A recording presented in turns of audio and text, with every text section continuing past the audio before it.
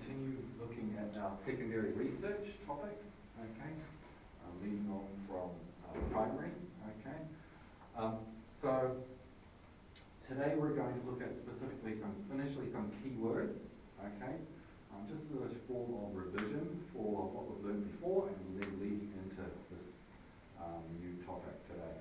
Okay, so the first keyword, what does this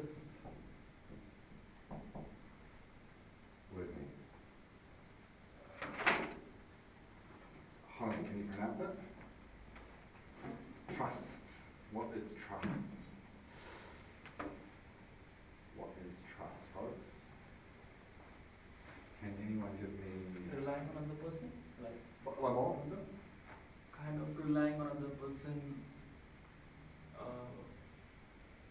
for something as in maybe it should be like in monetary terms. Okay, you could do. Okay, you may want to rely on that person for monetary terms. Okay, yep. But not only monetary, isn't it? Sometimes, obviously, between friends and also, obviously, family as well. You need to be able to trust someone. Okay, to know that what they say is true. Alright. So, our second word is this one, trustworthy. Yeah, an adjective to describe someone who is reliable.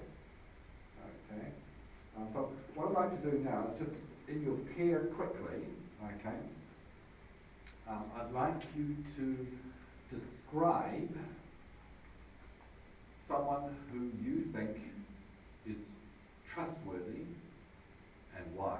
For example, okay, I can say, for example, I trust my son because he always tells me where he goes, and I know where he is.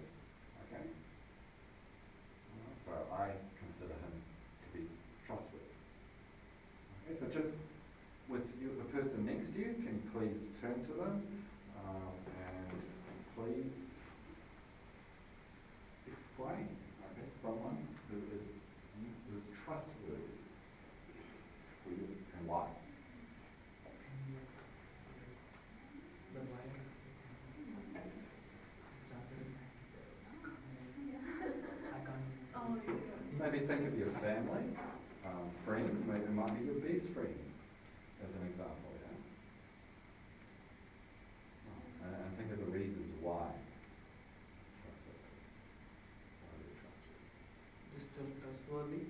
Yep, why that person is trustworthy. Just name the person and then the reason why. Because?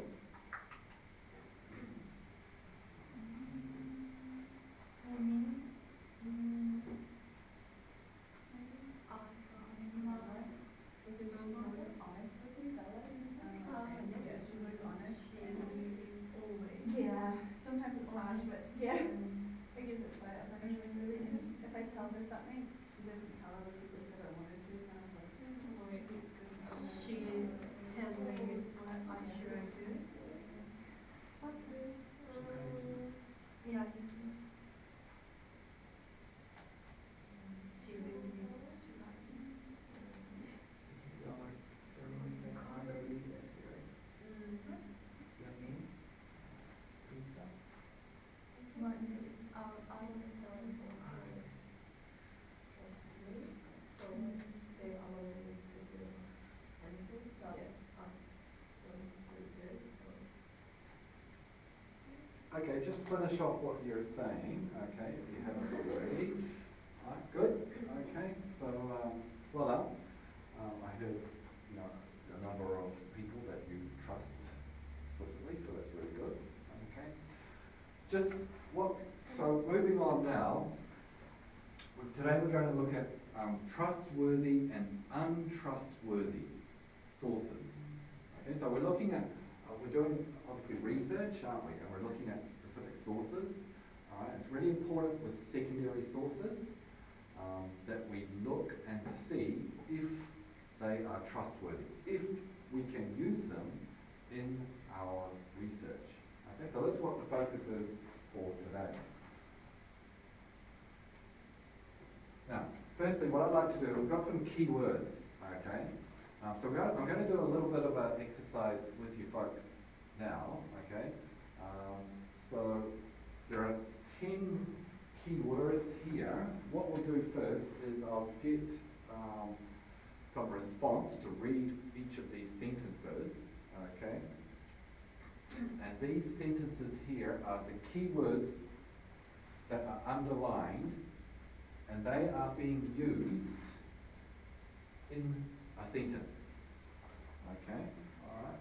So let's read through them first, okay? And so we can understand how they're being used. So, Honmi, can you please read number 1? The researcher was using original sources with the time of the study. Good, thank you. Number 2? A judge should be totally free of bias. Good, thank you. Number 3, Lisa. She lie in upright posture on the floor. Good, well done, yeah. Number 4. The book about World War II is a secondary source written after the fact. Good, thank you. And we'll go back to Honmi, please. The source code is dated. Good,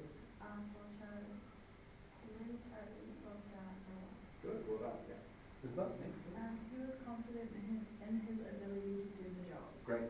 Number 7. I was very critical of the government because they did not have this. Good. And number 8. My opinion is that taxes should be raised. Good. And I'll finish off the last 2. Number 9. The first item on the agenda is the office party. And number 10.